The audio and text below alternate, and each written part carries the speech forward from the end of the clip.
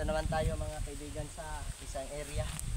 So, ay papakita ko sa inyo yung tawag na sinaunang gilingan, no? Gilingan ng tubo. So, makikita niyo po, matagal na po panahon ito. Marami na pong nag-interest dito pero dito ba ito po kasi sobrang hirap dito mga kaibigan. Kita niyo naman po, no?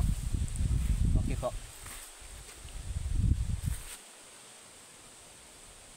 Kita tayo mga kaibigan. So, medyo walking distance po yung ano po, yung pupuntahan natin. Malapit na po tayo.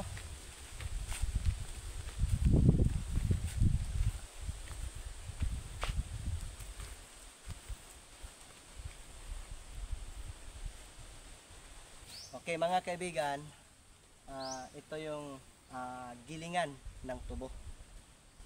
Siguro mga 8 years na kasi yung World War II ang sabi dito sa may-ari ay nandito na. So sobrang tagal na po. Tingnan niyo kung ilapit-lapit natin yung ano natin. Tingnan niyo po ako. Subaybayan niyo po yung video natin. So ito po ang gilingan ng tubo. Ayan, mga kaibigan. Ito po yun, tingnan niyo ha.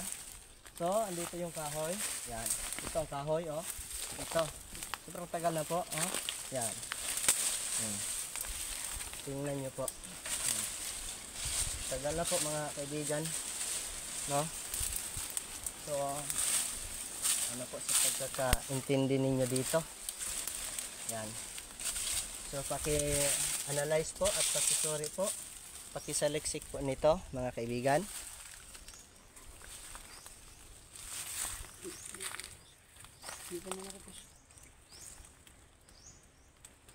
Ayan. Yan ang ano niya, yan ang tatak nito. Yan, Okay. Yun po, no? So, sobrang tagal na po niyan.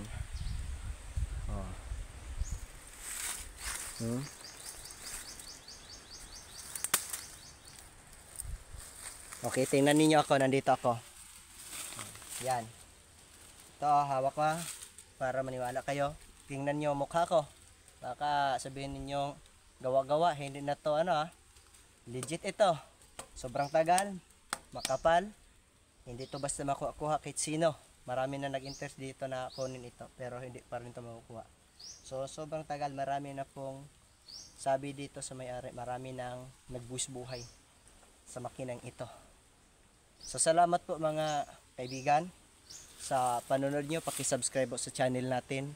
Mga ka-treasure dyan, ito positive to, sabi nila, dahil hindi lang ito, meron dyan mga sign po sa kanila sa hapon pa rin, gawang hapon.